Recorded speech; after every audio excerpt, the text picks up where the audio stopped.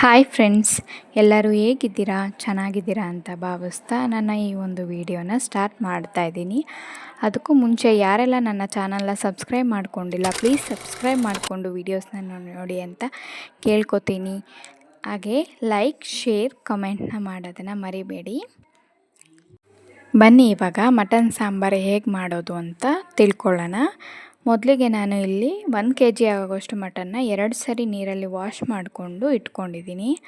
ಆಮೇಲೆ ಕುಕ್ಕರ್ನ ಇಟ್ಟು ಅದಕ್ಕೆ ಎಣ್ಣೆನ ಹಾಕಿ ಅರ್ಧ ಕಟ್ ಮಾಡ್ಕೊಂಡಿರೋಂತಹ ಈರುಳ್ಳಿನ ಸೇರಿಸಿ, ಆಮೇಲೆ ನಾವು ಚೆನ್ನಾಗಿ ತೊಳೆದಿಟ್ಕೊಂಡಿರುವಂತಹ ಮಟನ್ನ ಹಾಕಿ ಅದಕ್ಕೆ ಅರಿಶಿನ ಪುಡಿ ಹಾಗೆ ರುಚಿಗೆ ತಕ್ಕಷ್ಟು ಉಪ್ಪು ಹಾಕಿ ಚೆನ್ನಾಗಿ ಮಿಕ್ಸ್ ಮಾಡಿ ಅದು ನೀರೆಲ್ಲ ಹೀರ್ಕೊಳ್ಳೋವರೆಗೂ ಚೆನ್ನಾಗಿ ಕುದಿಸ್ಬೇಕು. ನೆಕ್ಸ್ಟ್ ನಾವು ಮಸಾಲೆ ರುಬ್ಬಕ್ಕೆ ಏನೇನು ಬೇಕಾಗುತ್ತೆ ಅಂತ ನೋಡ್ಕೊಬರೋಣ ಬನ್ನಿ.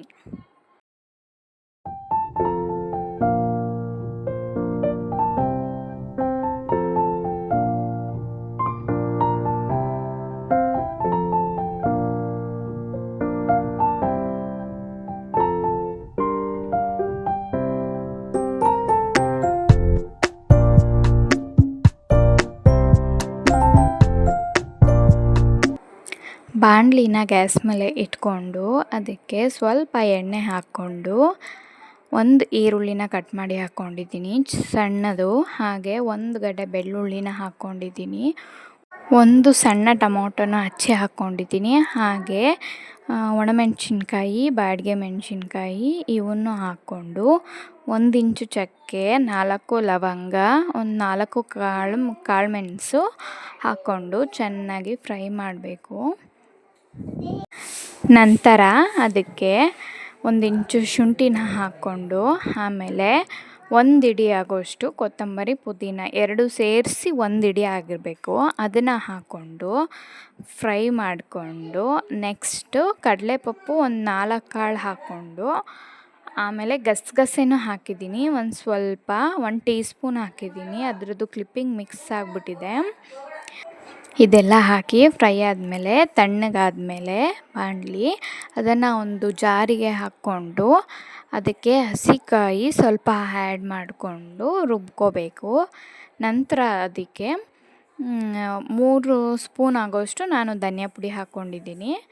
ಧನಿಯಾ ಪುಡಿ ಹಾಕ್ಕೊಂಡು ಸುಮ್ಮನೆ ಒಂದು ಸರಿ ರುಬ್ಕೊಂಡು ಅದನ್ನು ಕುಕ್ಕರಲ್ಲಿ ನಾವು ಮಟನ್ ಬೇಯಕ್ಕಿಟ್ಟಿರ್ತೀವಲ್ಲ ಅದರಲ್ಲಿ ನೀರೆಲ್ಲ ಹೀರ್ಕೊಂಡಿದ್ದು ಆದಮೇಲೆ ಮಸಾಲೆನ ಹಾಕಿಬಿಟ್ಟು ಅದು 1 ಕುದಿ ಬಂದಮೇಲೆ ನೀರನ್ನು ಆ್ಯಡ್ ಮಾಡಬೇಕು. ನಿಮಗೆ ಎಷ್ಟು ಅಳತೆಯಲ್ಲಿ ನೀರು ಬೇಕಾಗುತ್ತೋ ಅಷ್ಟು ಅಳತೆ ನೀರನ್ನು ಹಾಕಬೇಕು.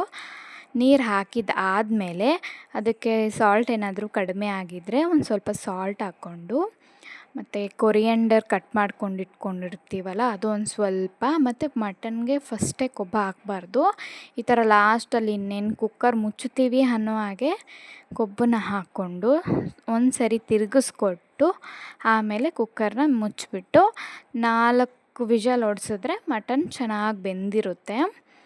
ನೆಕ್ಸ್ಟ್ ನೋಡಿ ಮಟನ್ ಸಾಂಬಾರು ಈ ರೀತಿಯಾಗಿ ಆಗಿದೆ. ಮಟನ್ ಸಾಂಬಾರು ತುಂಬ ಟೇಸ್ಟಿಯಾಗಿತ್ತು ನಮ್ಮ ಮನೆಯಲ್ಲಿ.